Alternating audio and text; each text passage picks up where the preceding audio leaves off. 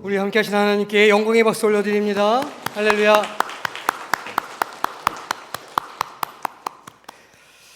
반갑습니다. 오늘 우리 교회력의 마지막 주일, 왕이신 그리스도 주일로 우리가 함께 예배합니다. 이 왕이라고 하는 단어를 들으시면 어떤 이미지가 이렇게 떠오르시죠? 아마도 힘이나 권위, 또 화려함, 그리고 승리와 같은 단어가 아마 마음에 이렇게 떠오르실 겁니다. 최근에 아주 흥미로우면서도 또 많은 생각을 하게 하는 장면이 하나 있었습니다. 온 국민이 다 지켜봤죠. 지난 에이펙 정상회담에서 대통령이 트럼프 대통령을 만났습니다. 이 세계의 질서가 재편되는 아주 중요한 시기이죠. 그런데 이 자리에서 대통령이 트럼프에게 아주 특별한 선물을 건넸습니다. 바로 신라 금관 모형이었습니다. 보통 이런 행사에서 정상 간에 선물을 이렇게 주고받으면 나중에 행랑에 따로 이렇게 챙겨서 그걸 보낸다고 하죠. 그런데 이 선물을 트럼프가 직접 챙겨서 에어포스 1에 실어 갔다고 하니까 이 선물을 얼마나 마음에 들어 했는지를 좀 이렇게 볼 수 있습니다. 금관이 무엇일까요? 수천 년 전 이 땅을 다스렸던 왕의 화려하고 눈부신 권위를 상징하는 물건입니다. 그 영롱한 금빛과 굽이치는 곡선을 보면 그것 자체로 이 왕관을 쓴 자가 권력자이고 가장 힘이 센 사람이다라는 것을 보여줍니다. 그런데 참 아이러니한 선물이 됐습니다. 왜 그렇습니까? 지금 미국 안에서 어떤 일이 일어나고 있죠? No Kings라고 하면서 수많은 사람들이 나와서 우리는 왕을 원하지 않는다라고 시위를 벌입니다. 트럼프를 향해서 당신은 독재자가 되려고 한다, 왕처럼 군림하려고 한다 비판하는 소리가 아주 하늘을 찌르고 있습니다. 민주주의의 한 복판에서 왕이라는 단어가 가장 강력한 비판의 언어로 변했습니다. 바로 그런 때, 그런 시점에 바로 그 사람에게 왕관을 선물을 한 것이죠. 어떻게 생각하십니까? 어떤 이들은 이것을 보고 이건 약간 조롱이 아닌가? 이렇게 평가하기도 하고 너무 굴욕적인 것 아닌가? 이렇게 평가하기도 합니다. 어쨌든 이것을 받은 사람이 무척 기뻐한다는 소식을 듣고 그렇게 좋아했다고 하니 참으로 다행입니다. 이 선물이 담고 있는 그 미묘한 의미는 별로 신경 쓰지 않는 것처럼 보입니다. 그저 그 금빛 찬란한 왕의 상징 그것 자체에 매료된 게 아닌가 생각하게 됩니다. 맞아, 나는 왕이야 하고 말입니다. 그런데 이 장면을 바라보는 우리 마음이 참 복잡합니다. 어떤 이들은 너무 굴욕적이다, 너무 비굴해 보인다, 저렇게까지 우리가 고개를 숙여야 하나 이렇게 생각하시는 분들도 있고 또 우리 자존심도 없이 이거 너무하는 것 아닌가 이런 생각을 하시는 분들도 있습니다. 그런데 우리 대부분 다 동의하는 것이 있죠. 왜 그랬는가? 바로 국익 때문이라는 겁니다. 왜냐하면 우리나라의 이익이 되어야 하기 때문이죠. 어제의 동지가 오늘의 적이 되고 어제의 적이 내일의 우방이 될지도 모르는 이 살벌한 국제 정세 속에서 살아남아야 하기 때문입니다. 그래서 이 장면이 바로 세상이 왕을 대하는 방식, 세상이 왕에게 기대하는 것이 무엇인지를 너무 잘 보여주는 장면이 아니었던가 이렇게 생각하게 됐습니다. 이 세상의 논리 속에서 왕이라고 하는 존재는 어떤 존재입니까? 먼저는 왕은 힘을 가져야 한다 이렇게 생각합니다. 미국의 대통령처럼 말이죠. 모든 것을 뒤흔들 수 있는 강력한 힘이 있어야 된다고 생각합니다. 둘째는 왕은 그 나라의 이익을 대변해야 된다라고 생각하는 거예요. 그래서 국익을 위해서라면 조금 비굴해도 어쩔 수 없다 이렇게 생각하고 심지어 왕관까지 그렇게 갖다 바치기도 합니다. 셋째, 왕은 그래서 반드시 그 국익을 보장하고 승리하게 해야 한다 이렇게 생각합니다. 패배는 죽음이기 때문입니다. 이것이 세상의 법칙입니다. 힘으로 나를 증명하고 그 힘으로 내 편의 이익을 챙겨주는 왕, 실은 그것이 우리가 기대하는 왕의 모습이라는 거죠. 우리가 이런 복잡한 마음을 그대로 안고 오늘 우리 본문으로 한번 들어가 보도록 하겠습니다. 오늘 주일의 이름이 뭐라고 말씀드렸죠? 왕이신 그리스도 주일입니다. 교회력의 마지막 주일이고 이제 다음 주부터는 대림절이 시작되면서 이제 새로운 이 교회력이 시작됩니다. 그리고 교회력으로 보면 오늘이 마지막 날입니다. 이 주일에 우리는 금관보다 더 빛나는 영광의 왕, 승리의 왕을 기대하며 이 자리에 함께 모여서 성경을 폈죠. 그런데 오늘 복음서가 우리를 어디로 안내하고 있을까요? 화려한 왕궁이 아닙니다. 마땅히 왕 같은 사람들이 있어야 할 에이펙 회담장 같은 권력의 중심지도 아닙니다. 누가복음은 우리를 해골이라 하는 곳으로 데려갑니다. 해골이라 하는 곳에 이르러 거기서 예수를 십자가에 못 박고 두 행악자도 그렇게 하니 하나는 우편에 하나는 좌편에 있더라. 이름부터가 끔찍합니다. 이곳은 로마 제국의 가장 잔인한 사형장이죠. 가장 비참한 실패와 저주의 장소입니다. 골고다, 바로 그곳에 예수님이 계십니다. 그곳에 보좌가 있습니다. 보좌는 십자가입니다. 또 신하들도 있습니다. 양옆에 매달린 두 행악자입니다. 그 대관식에는 손과 발에 못을 박는 행위를 통해 우리에게 어떤 왕인가를 보여줍니다. 그런데 왕관도 있습니다. 머리에 씌워진 가시면류관, 그리고 죄패입니다. 38절을 보니까 그의 위에 이는 유대인의 왕이라 쓴 패가 있더라 라고 기록합니다. 로마가 붙인 이 죄패, 이것이 바로 예수님의 금관이라 할 수 있습니다. 하지만 이 왕관은 대통령이 선물하는 그런 환심의 선물이 아닙니다. 이것은 로마 총독 빌라도가 선물한 조롱과 멸시의 상징이죠. 너희 유대인들이 기다린 왕이 고작 이 정도야? 라는 의미입니다. 이 십자가에 달린 무력한 자가 너희의 왕이야? 라는 거예요. 온 세상이 이 왕을 향해서 소리칩니다. 십자가 밑에 있었던 백성들, 관리들, 군인들, 심지어 함께 달린 행악자들까지 그들 모두 한 목소리로 외칩니다. 그들의 논리는 세상의 논리, 세상이 원하는 왕의 모습과 정확하게 일치합니다. 저가 남을 구원하였으니 만일 하나님이 택하신 자 그리스도이면 자신도 구원할지어다. 내가 만일 유대인의 왕이면 내가 너를 구원하라. 내가 그리스도가 아니냐? 너와 우리를 구원하라. 들리십니까? 세상의 이 요구 말이죠. 내 자신을 구원하라. 왕이라면 그 힘을 증명해봐라. 왕이라면 이 위기에서 스스로를 구원해봐라. 왕이라면 너를 따르는 우리까지 구원하는 게 당연하지. 실은 이것이 우리가 경험하는 신앙의 문제이기도 합니다. 우리 모두는 금관을 원합니다. 나의 이익을 지켜주고 나에게 이익을 가져다 줄 강력한 왕을 원하죠. 그래서 우리도 십자가 아래에 있는 군중들과 똑같이 소리칩니다. 하나님이 나의 왕이시라면 제 인생을 구원해 주세요. 내 문제를 해결해 주세요. 이 고통에서 나를 건져내 주세요. 주님이 하나님 되심을 나에게 증명해 주세요. 우리는 힘의 언어에 익숙하고 힘의 언어를 바라보며 살아갑니다. 사실은 힘의 언어밖에 모른다 말할 수도 있죠. 그런데 오늘 성경은 이 해골의 언덕에서 내 자신을 구원하라라고 하는 세상의 모든 요구 앞에 침묵하며 무력하게 죽어가는 왕을 우리에게 보여주고 있습니다. 우리는 이 왕을 어떻게 이해해야 할까요? 우리는 십자가 밑에 있는 사람들을 보면서 이렇게 생각할지도 모르겠습니다. 아니, 어떻게 저렇게 사람들이 악한가? 어떻게 저렇게 무지할 수가 있지? 만왕의 왕 되신 예수님을 어떻게 십자가에 박을 수가 있는 거야? 그런데 여러분, 우리가 그들을 향해 손가락질을 할 게 못 됩니다. 왜 그럴까요? 그들이 바로 우리와 똑같은 사람들이기 때문입니다. 우리가 그들과 너무나 놀라울 정도로 같은 생각을 합니다.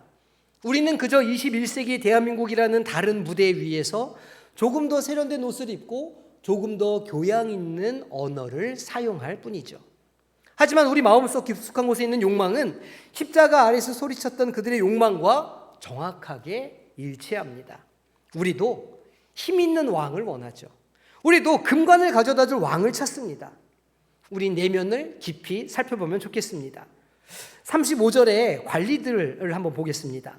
백성은 서서 구경하는데 관리들은 비웃어 이르되 저가 남을 구원하였으니 만일 하나님이 택하신 자 그리스도이면 자신도 구원할지어다 하고 말합니다.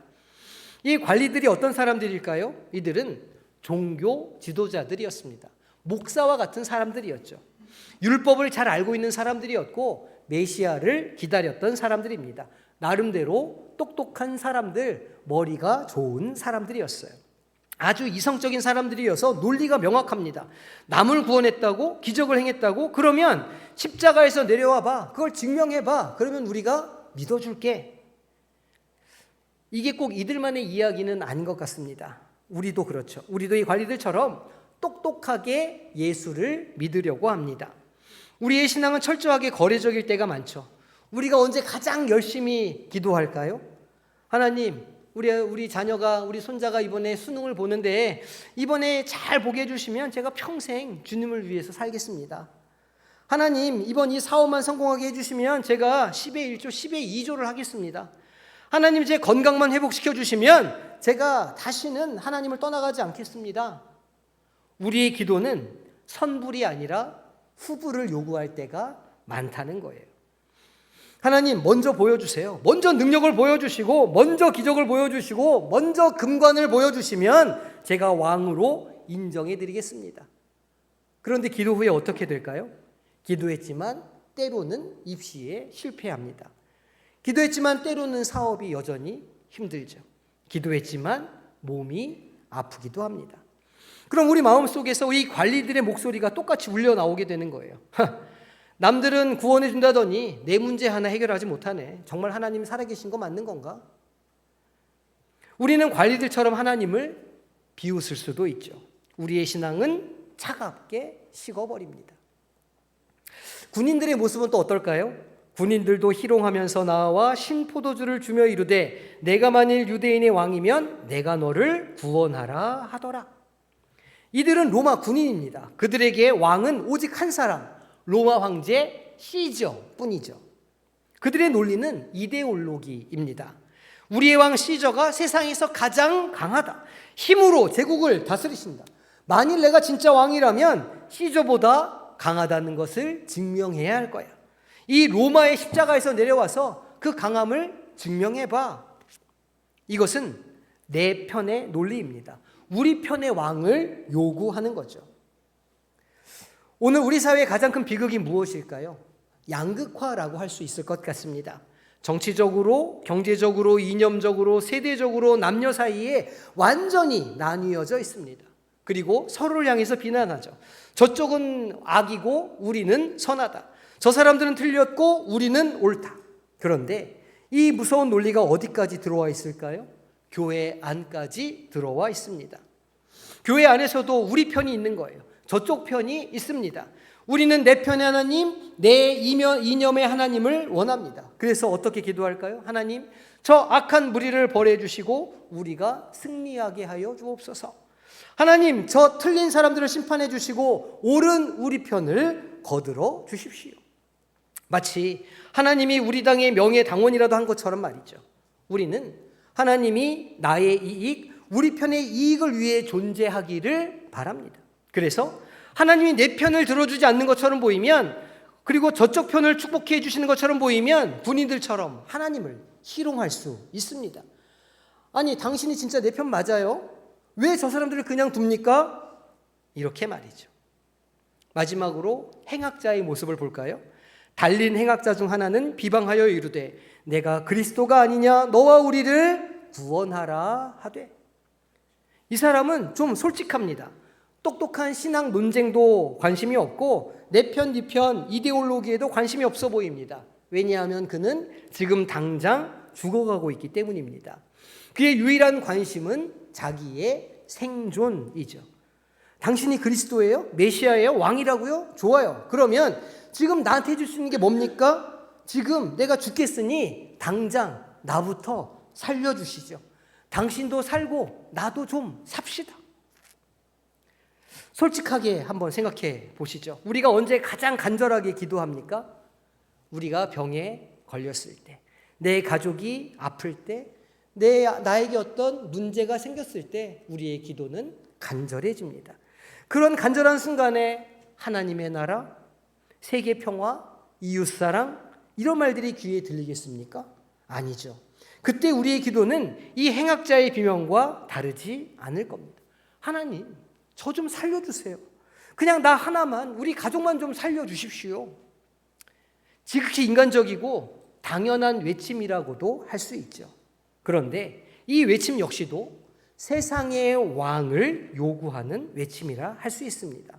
나의 생존, 나의 필요, 나의 문제를 즉각 해결해주는 나만의 해결사로서의 왕을 요구하기 때문이죠. 이들의 요구가 보이십니까? 관리, 군인, 행학자. 이들은 각각 성공, 승리, 생존이라고 하는 자기만의 금관을 원합니다. 하지만 그들의 공통점은 하나 있습니다. 그들은 왕을 따르고자 하는 게 아닌 거죠. 그들은 왕의 덕을 보고 싶어 합니다.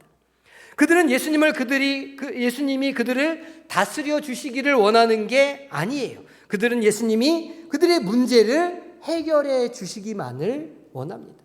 그들은 주님을 따르려는 게 아닙니다. 그들은 그들의 삶의 주인이 되고 싶어 합니다. 실은 이것이 우리가 가지고 있는 문제이기도 합니다. 우리의 신앙이 너무나 오랜 시간 여기에 머물러 있었어요. 나의 신앙, 나의 승리, 나의 생존을 위해서 어쩌면 하나님을 요구하는 그 마음. 그래서 우리도 2000년 전 그곳 그 골고다에 서 있습니다. 그리고 그들과 똑같이 소리치는 거예요. 당신이 왕이라면 스스로를 구원해 보시죠. 그리고 나까지 구원해 보세요 라고 말입니다. 우리는 모두 우리만의 금관을 흔들며 왕을 조롱합니다. 그러면 이러한 절망적인 외침 앞에서 진짜 왕 되신 주님은 어떻게 응답하셨을까요? 이 모든 조롱과 비난과 요구와 비명 앞에서 진짜 왕이신 주님은 어떤 반응을 보이셨을까요? 주님은 놀랍게도 아무것도 행하지 않으셨습니다. 정확하게 말하면 스스로를 구원하지 않으셨다는 거예요. 왜 그럴까요? 자기를 구원하실 힘이 없으셨을까요? 아니면 능력을 다 소진해 버리셔서 그랬을까요? 아니죠. 우리는 잊어서는 안 됩니다. 주님께는 다른 이를 구원하실 능력이 있으신 분입니다. 죽은 자를 살리시고 사탄 마귀를 제하실 능력이 있으신 분이라는 거예요. 그 이름의 권세만으로도 모든 악한 것들을 물리치실 능력을 가지신 분이십니다. 그런데 지금 의지적으로 자기를 구원하는 것을 거부하고 계십니다. 왜 그럴까요? 주님은 그런 방식의 왕이 아니시기 때문이에요. 주님은 금관을 쓰기 위해 이 땅에 오시지 않았기 때문이죠. 힘으로 자기를 증명하고 누군가 자기 편의 이익을 챙기고 승리를 쟁취하는 방식의 왕이 아니기 때문이에요. 오히려 주님은 십자가라고 하는 가장 고통스럽고 비참한 그 실패의 상징 위에서 왕으로서 하나님의 나라가 어떤 나라인지를 선포하는 두 가지 놀라운 말씀을 그 위에서 하십니다. 첫 번째 말씀이 무엇입니까? 34절입니다. 이에 예수께서 이르시되 아버지 저들을 사하여 주옵소서 자기들이 하는 것을 알지 못함이니이다 하시더라. 이게 말이 됩니까? 지금 어디에서 이 말씀을 하고 계시는 거죠? 손과 발이 대못에 박혀서 살이 찢기고 뼈가 으스러지는 그 고통 속에서 벌겨벗겨진 채로 온 세상의 조롱을 한 몸에 받고 있는 그 순간에 그 십자가 위에서 나온 첫 번째 왕으로서의 말씀이 복수나 저주가 아니었다는 거예요. 아버지 저들을 용서하여 주옵소서. 이것은 세상의 왕이 가진 논리와는 정반대의 모습이죠. 세상의 왕은 No Kings라고 외치는 자들은 어떻게 할까요? 자기를 모욕하고 비난하는 자들을 어떻게 하려고 합니까? 처단합니다. 심판합니다. 본보기를 보여주는 거죠. 감히 나에게, 감히 왕에게 국익을 위해 금관을 받고 기뻐하는 그 논리 속에는 국익에 반하는 자는 짓밟아도 된다는 힘의 논리가 숨어 있는 거예요. 그러나 십자가의 왕은 다르죠. 자기를 못 박는 자들, 자기를 조롱하는 군인들, 자기를 비웃는 관리들, 그 모두를 향해서 용서를 선포하시는 겁니다. 하나님의 나라는 힘이 아니라 긍휼로 통치되는 나라이고 하나님 나라의 백성은 심판이 아니라 용서를 먼저 배우는 백성이기 때문입니다. 이것이 십자가의 보좌 위에서 선포된 첫 번째 말씀이에요. 두 번째 그 보좌 위의 왕으로서의 말씀은 더 놀랍습니다. 이 혼란 속에서 모두가 왕을 이용하려고만 할 때 유일하게 그 다른 왕을 알아본 한 사람이 등장합니다. 40절에 다른 한편의 행악자예요. 그는 당신과 우리를 구원하라 라고 외치던 동료를 꾸짖습니다. 하나는 그 사람을 꾸짖어 이르되 내가 동일한 정죄를 받고서도 하나님을 두려워하지 아니하느냐. 그는 알았습니다. 나는 죽어 마땅한 죄인이지만 저분은 다른 분이시다. 그리고 그는 십자가의 왕을 향해서 그의 전 생애를 건 마지막 고백을 합니다. 이르되 예수여 당신의 나라에 임하실 때에 나를 기억하소서 하니. 이 고백이 얼마나 위대한 고백일까요? 그는 지금 당장 이 십자가에서 나를 내려달라 이렇게 요구하지 않습니다. 그는 금관을 달라고 하지 않는 거예요. 그는 이 실패한 것 같고 무력한 것 같고 모든 것이 끝난 것 같은 그 예수님께 나라가 있다는 사실을 믿었습니다. 지금 당신이 죽어가는 것이 아니라 당신의 나라로 들어가신다라는 것을 믿었다는 거예요. 제자들도 다 도망가 버린 그 자리에서 터져나온 위대한 신앙 고백이라고 할 수 있습니다. 이 고백을 들으신 왕이 어떻게 합니까? 두 번째 말씀을 주시는 거예요. 예수께서 이르시되 내가 진실로 내게 이르노니 오늘 내가 나와 함께 낙원에 있으리라. 이것이 복음입니다. 주님은 자기를 구원하지 않으심으로 타인을 구원하셨습니다. 힘을 증명하지 않으심으로 은혜를 보여주셨습니다. 세상의 왕은 어떤 사람들을 자기 나라로 들이기를 원할까요? 자격 있는 사람, 똑똑한 사람, 힘 좀 있는 사람, 국익에 도움되는 사람들을 우리 편으로 자기 나라로 끌어들입니다. 그런데 지금 이 십자가의 왕은 그 나라로 누구를 불러들이고 계십니까? 세상이 가장 쓸모없다고 버린 사람, 죽어 마땅하다고 정죄받은 행악자, 스스로의 힘으로는 아무것도 할 수 없음을 고백하는 그 사람, 그의 마지막 신음을 들으시고 오늘 바로 지금 여기 너는 내 나라의 백성이다 라고 환대해 주셨습니다. 왜 그렇게 하셨을까요? 왜 이 왕은 이렇게 슬픈 방식으로, 이렇게 비참한 방식으로 십자가에 달려서 그 일을 행하셔야만 했을까요? 그것은 주님께서 주신 첫 번째 명령에 이미 들어 있습니다. 아버지, 저들은 자기들이 하는 것을 알지 못함이니이다. 우리가 모르기 때문이에요. 아무리 이야기를 해도, 아무리 말씀을 주셔도, 아무리 선지자를 보내도 우리들이 그것을 깨닫지 못하고 듣지 않았기 때문입니다. 힘의 언어밖에 모르기 때문에, 그 왕관의 논리밖에 모르기 때문에, 내 편의 논리밖에 모르기 때문에, 내 자신을 구원하라는 논리에 너무 깊이 빠져 있어서 용서와 희생, 환대라는 이 왕의 언어를 도무지 알아듣지 못하기 때문입니다. 우리의 무지함, 우리의 폭력성, 힘이 정의라고 믿는 이 견고한 세상의 질서를 깨뜨릴 유일한 방법이, 그래서 왕이신 주님께서 그 모든 폭력과 조롱과 무지함을 온몸으로 말없이 받으시고 그 폭력에 의해 스스로 죽임 당하시는 것, 그 길밖에 없었기 때문입니다.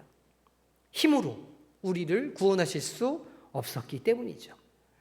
만약 예수님께서 십자가에 내려와 그 힘을 증명하셨다면 우리는 그 힘이 무서워서 잠깐 굴복했을지는 몰라도 우리는 여전히 힘을 숭상하는 관리와 군인처럼 살아가고 있었을 것입니다. 그래서 왕은 죽으셨습니다.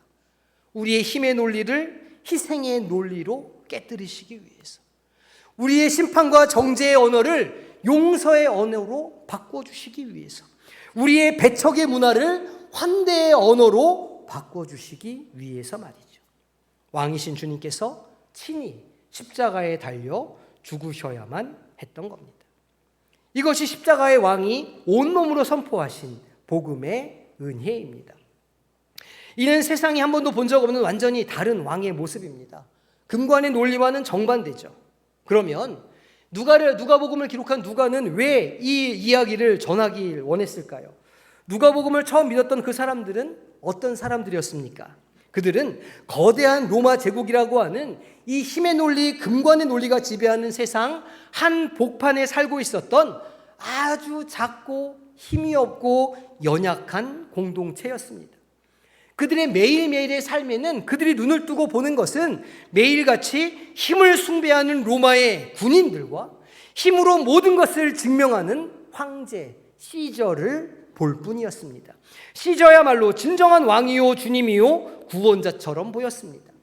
그들 역시도 십자가 밑에 군중들처럼 그 마음이 흔들렸습니다. 내가 믿는 예수는 십자가에서 저렇게 무력하게 죽었는데, 그리고 저 로마의 왕은 저렇게 강력한데 내가 이 길을 끝까지 가는 게 맞을까? 우리도 저 힘의 논리를, 저 국익의 논리를 따라가야 하는 게 아닌가? 바로 그럴 때 누가가 이 편지를 그들에게 쓰는 겁니다. 아니요, 여러분, 속지 마십시오. 세상의 왕은 힘으로 다스리지만 우리의 왕은 용서함으로 다스리시는 분이십니다. 세상의 왕은 자격 있는 우리 편만 부르지만 우리 왕은 죄인들을 환대하시는 분이십니다. 약하고 미련한 자들의 편입니다. 라고 말이죠. 그러니 로마처럼 힘으로 살지 말고 예수님처럼 용서와 환대로 살아가시기 바랍니다. 이게 누가가 이 글을 쓴 이유라는 겁니다. 이 이야기는 2000년을 지나서 오늘 우리 앞에 도착해 있습니다. 우리가 살아가는 오늘의 세상은 어떻습니까? 크게 다르지 않죠. 로마 제국보다 더하면 더했지 덜하지 않은 것 같아요. 전통적인 우방이 국익 때문에 하루아침에 등을 돌리는 거예요. 어제의 적이었던 나라가 국익을 위해서 오늘 손을 잡는 겁니다. 사회는 우리 편과 저 편을 나뉘어서 서로를 저주하죠. 양극화가 심해져서 한편에는 금관을 쓰고 파티를 하는데 다른 한편에서는 비명을 지르며 생존을 위해 투쟁합니다. 이런 현실 속에 우리도 물어보게 됩니다. 질문하게 되는 거예요. 과연 내가 살고 있는 이 자리에, 내가 거하고 있는 그곳에 하나님의 나라가 임한다는 것은 어떤 의미일까? 그곳에서 내가 예수님을 나의 왕으로 인정하며 살아간다는 것은 어떤 것을 말하는 것일까? 오늘 본문은 그 답이 힘을 얻는 것에 있지 않다 말합니다. 우리가 우리 편을 모아서 저 편을 이기는 것에 있지 않다는 거예요. 우리가 금관을 쓰고 그 사람들을 굴복시키는 것에 있지 않다는 겁니다. 이곳에 하나님의 나라를 구현하는 일은 우리가 먼저 십자가의 왕 되신 주님의 선포, 그 명령을 내 삶의 법으로 받아들여서 이 땅 가운데의 삶으로 살아내는 거라는 말씀인 겁니다.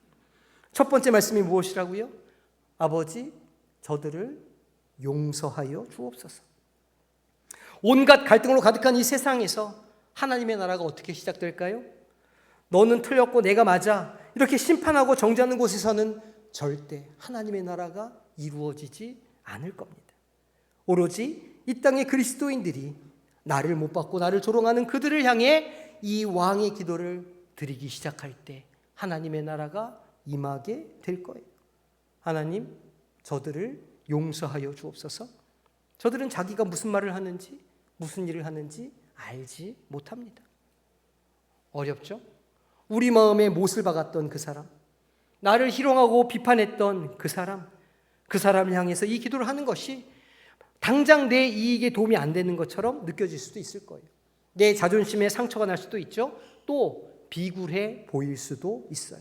그러나 십자가의 왕은 그것이 하나님 나라의 법이라 말씀하고 계시는 겁니다.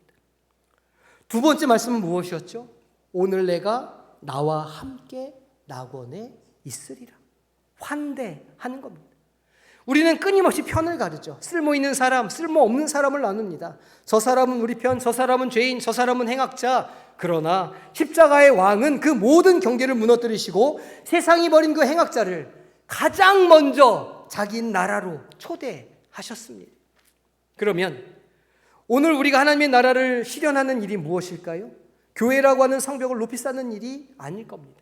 우리끼리 모여서 뭔가를 하는 일이 아닐 거예요. 도리어 세상의 행악자라고 손가락질하는 그 사람, 나와 생각이 다르고 이념이 다르고 심지어 나를 위협하는 것 같은 그 다른 편 강도를 향해서 왕의 마음으로 말해주는 거예요.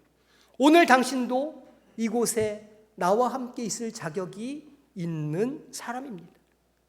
이것이 왕의 백성이 세상을 살아가는 방식인 겁니다. 말씀을 맺겠습니다.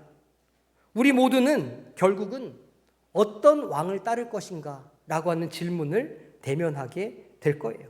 우리는 여전히 금관을 원합니다. 내 이익을 챙겨주고 우리 편을 이기게 하고 내 문제를 당장 해결해주는 그런 힘이 있는 실제적인 어떤 왕을 원하는 거예요. 그래서 우리는 2000년이 지난 오늘도 십자가 밑에서 소리칩니다. 예수님이 왕이시라면서요. 예수님이 능력이 있으시다면서요. 왜 나를 당장 이 고통에서 건져내 주시지 않으십니까? 왜 악한 자들을 심판하지 않으십니까? 힘을 보여주세요.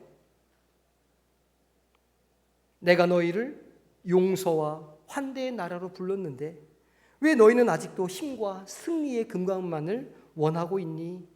주님은 오늘도 우리의 무지 때문에, 알지 못함 때문에 십자가 위에서 슬퍼하고 계십니다. 성도 여러분, 오늘 왕이신 그리스도 주일에 주님께서는 우리 성도님들에게 물어보십니다. 사랑하는 아들아 딸아, 내가 섬기고 있는 왕은 누구니? 어떤 모습을 가지고 있니? 오늘 힘의 논리를 버리고 용서의 말씀을 따르시기를 소망합니다. 내 편 이렇게 편가르기가 아니라 서로를 받아주고 환대하는 이 왕의 마음을 배우시기를 소망합니다. 그것이 이 골고다에서 시작된 하나님 나라의 백성이 마땅히 가져야 할 모습인 줄로 믿습니다. 이 모습을 가지고 한 주간 대림절을 소망하며 살아가는 우리 성도님 되시기를 주님의 이름으로 축복합니다.